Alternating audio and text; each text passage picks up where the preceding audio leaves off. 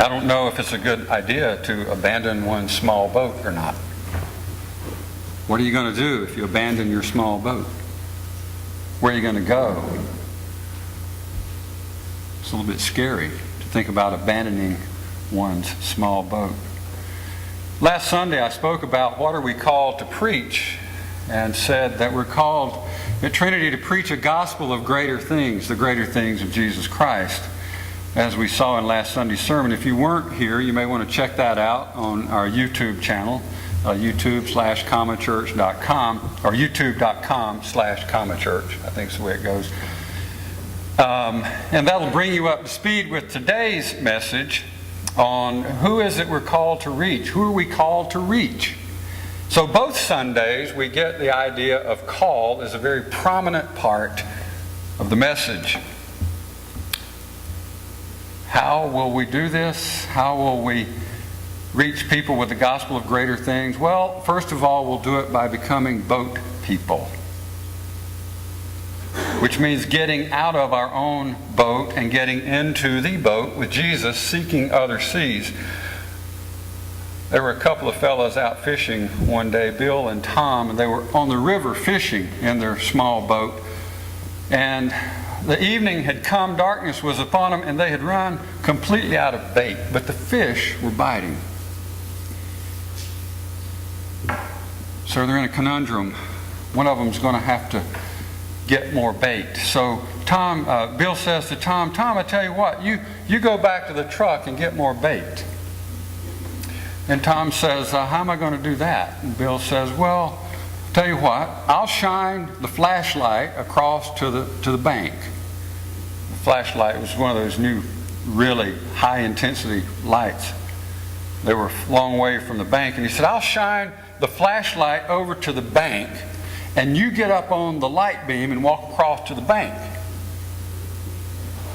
And Tom said, Bill, you're not going to pull that on me. He says, I'll get halfway across and you'll turn the light out.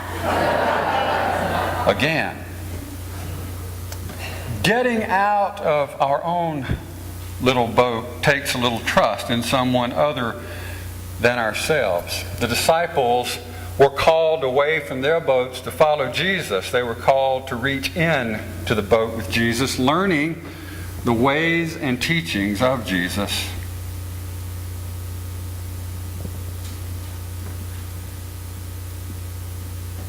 What are we called to when we get into the boat with Jesus? Well, we're called to get into the boat with each other in healthy, honest, holistic ways.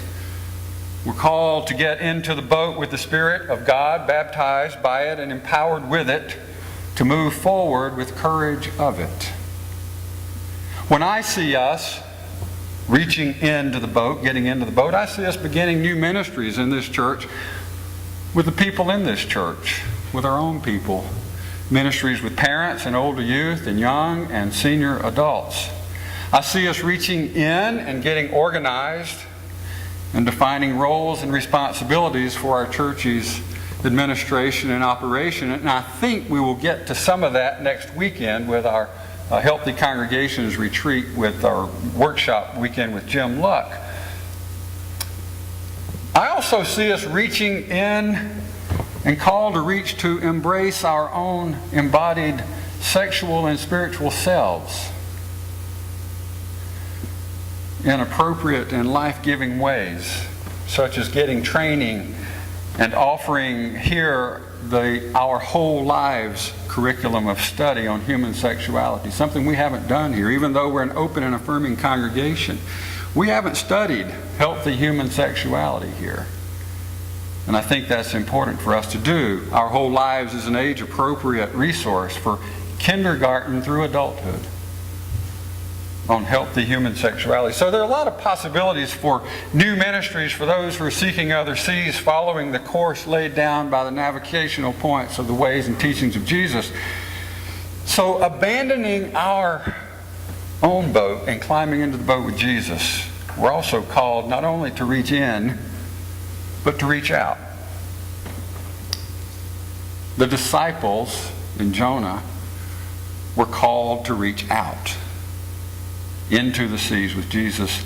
The disciples were called to reach. Jesus calls fishermen in this story, and I wonder why. I don't wonder why God called Jonah. Jonah was swallowed by a fish, and we know why. And actually, we know it wasn't a fish, don't we? Right? It was a whale.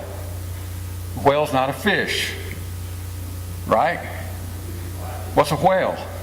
It's a mammal. Don't ever make that mistake again.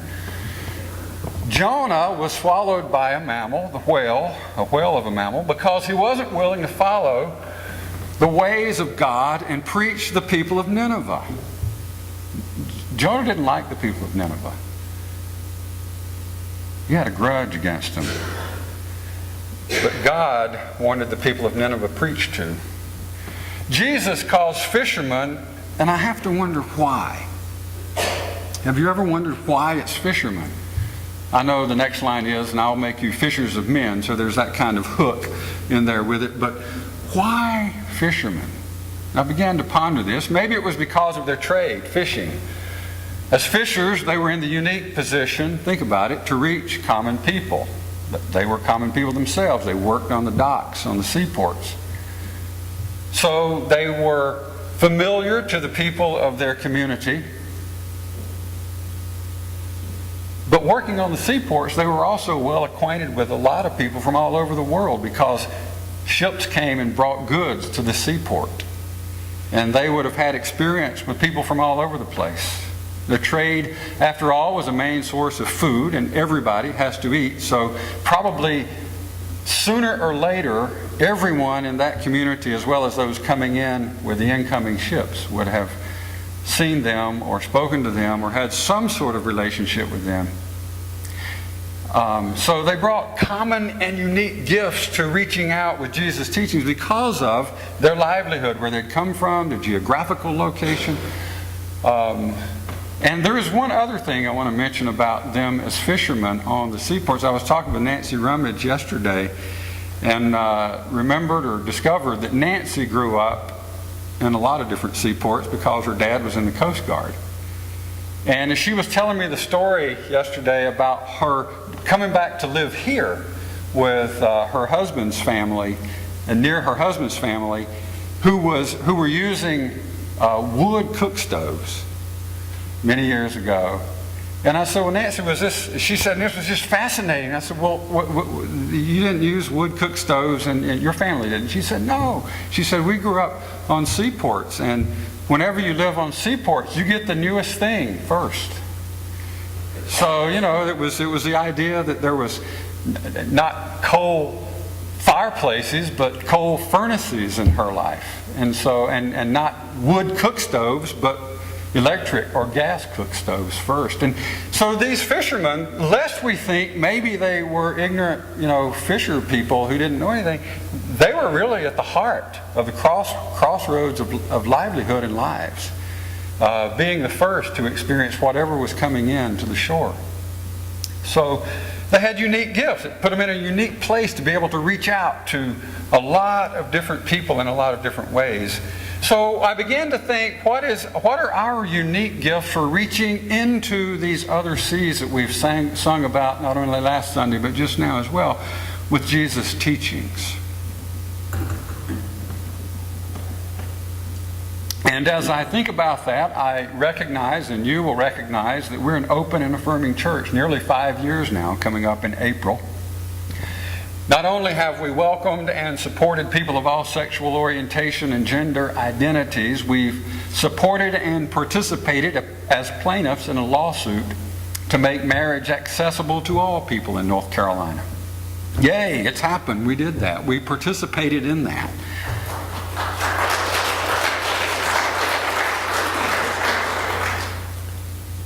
That puts us in a unique position. We should be seeking seas of justice for homeless LGBTQA youth. We're in a unique place in our community of being the one safe place here for LGBT youth. So we ought to encourage, help develop, and support such a ministry, and not necessarily inside the walls of this building, but out there in ministries partnering with others in this community for whom these are important ministries to begin. We should be seeking seas of racial equality in our community. Our beloved denomination, the UCC, is once again calling for sacred conversations, not on race this time, but on racism. Apparently, we weren't too good at the sacred conversations on race 6 years ago. Again, because of our denomination's commitment to racial equality and because we have a sister congregation here in our own community with whom we've already had gatherings about our racial differences as well as our similarities, we're in a unique position in this community to raise awareness of ongoing institutionalized as well as subtle personal racism. We're in a unique position to effectively address the related issues around race and to call the leaders of our community and our state and nation to accountability for serving our entire population with equity. We should be seeking seas, making changes in our hearts for how we care for the immigrant among us. Concord and Kannapolis, Cabarrus County, Rowan County, the places around us have a large immigrant population. Why are we not welcoming the stranger among us? It's what Jesus did. We say we follow the ways and teachings of Jesus. We should be seeking seas of safety for those displaced and abused by the inhuman trade of human trafficking, as well as those displaced and hurt by domestic violence. And some of us are working in those areas already. There are areas of precious need in every community, ours included. We should be seeking seas of greater protection for this precious planet on which we live and move and have our being. And our building and our programs and our worship ought to reflect that we hold this planet precious because God created it and it was good. As I was talking with Megan and Travis last week about the death of their son, Dakota, and I'm looking for ways to support them not only as a congregation but for a support group in our community for parents who've experienced the death of an infant. We couldn't find anything. I still haven't, by the way, in this community. There's a wide open area for us to begin some ministries with parents who are hurting and grieving and need ways to process and be supported in difficult, horrible times. I see a ministry with parents and children in our community who are victims of poverty, hunger, and homelessness right here in our own backyard, a stone's throw from our church building. I see a ministry with young adults who are politically progressive, socially sensitive, passionate about alleviating suffering and poverty, and who are spiritual but not religious, embracing the best and calling to accountability the worst of all religious systems, and who will partner with a like-minded church if that church is willing to meet them halfway out there and not in here,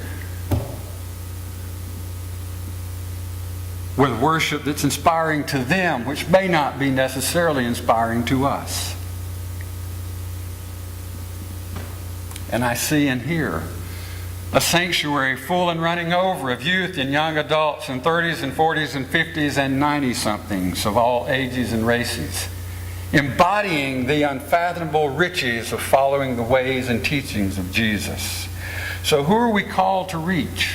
We're called to reach out to this community and beyond. Jesus started where he was and moved out to Capernaum and Decapolis and Caesarea Philippi and around to Jerusalem, and later his followers who came after him would move on out into Judea and the uttermost parts of the world. Something we symbolize, by the way, with our UCC symbol of the cross, crown, and orb. The orb at the bottom of our UCC symbol is split into three parts. It symbolizes Jerusalem, Judea, Samaria, and the uttermost parts of the world, encompassing the whole orb. We're called to reach beyond the walls of this worn-out building and beyond the wrinkles of weakened relationships, beyond the seas of this, our own sanctuary, into the deepest riches of this community and surrounding cities. I'm aware that we have a problem. financially. As I said last Sunday, as Carol Williams presented to you before our offering last week. So let me tell you a story about that. I've been in church my whole life. Literally, my whole life. On August 19th, 1961, my mother, pregnant with me in her tummy, went to the country church where my family attended and meticulously cleaned the sanctuary and the Sunday school rooms of that little country church. The church had ordered new church pews for the sanctuary, and they were to be delivered that day. She was also the treasurer of the church, so it was her responsibility to pay for those pews so they could be delivered that day. She was also a tither.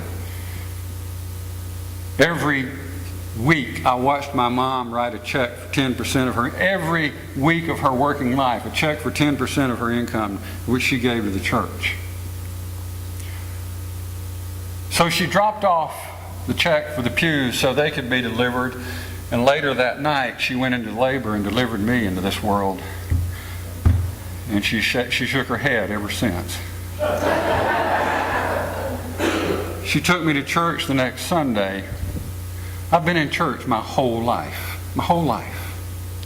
And without fail, every time I have seen a church struggling financially, I hear people begin to say, we need more people in the pews.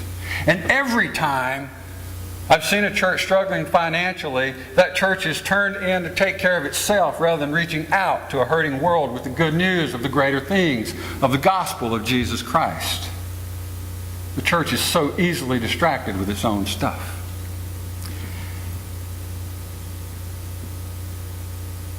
Let's be faithful here to the ministries to which we're called, and all these other things, the financial things, will take care of themselves. If we seek first the realm of God and God's righteousness, which is to say God's justice, then all these other things, financial included, will take care of themselves, because we'll be focused on the ministry that we're called to do. And if we're focused on the ministries to which we're called, then we'll also be committed financially to funding those ministries and beyond.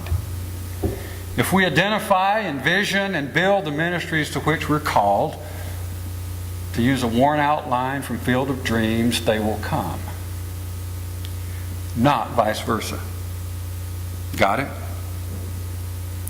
We're called beyond what we're doing now. We're called beyond what we're giving now. We're called beyond the seas of this sanctuary into the deepest reaches of this community and its cities. And we're called beyond the seas of this community and its cities to the seas of systematic injustice, such as cutting off the healing waters of Medicaid expansion in this state.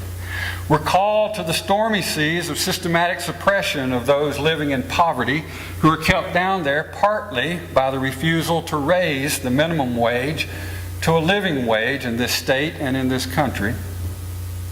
We're called to the seas of police reform and reform of the criminal parts of the criminal justice system to make it more sensitive to the needs and rights of minority citizens. We're called to the seas of tax reform, both state and federal, because the present luxury liner tax system we have includes cuts for the wealthiest 1% of the population so they can have their yachts and offshore accounts. And the 80 richest people in the world can have more and pay less than half the people of the entire planet. That's the way it is presently. This is wrong. It's unjust by any way you define that word and that system. And we ought to be outraged as followers of the pauper Christ that such atrocious policies are not only condoned by many Christians, but are encouraged by many of our own elected leaders who benefit by bad legislation and bad judicial decisions, such as Citizens United, that allows money and more of it to control the plight and fight of those living below the line of poverty. So we've come to that place with the boat where the rudder meets the water on the stormy seas of our time in our community. And if we're going to say we're a social action, social justice church, then we need to start walking the walk of a social action, social justice church, not just around the issues of equality and inclusion of LGBT people, but all these other issues relating to justice when it comes to poverty and the least of these among us and in our communities. We need to start walking the walk and talking the talk of Jesus' justice from this sanctuary out into this city and up the road to Raleigh and on the way to Washington. And that walk starts right here in our own hearts and our own minds and our own souls and spirits.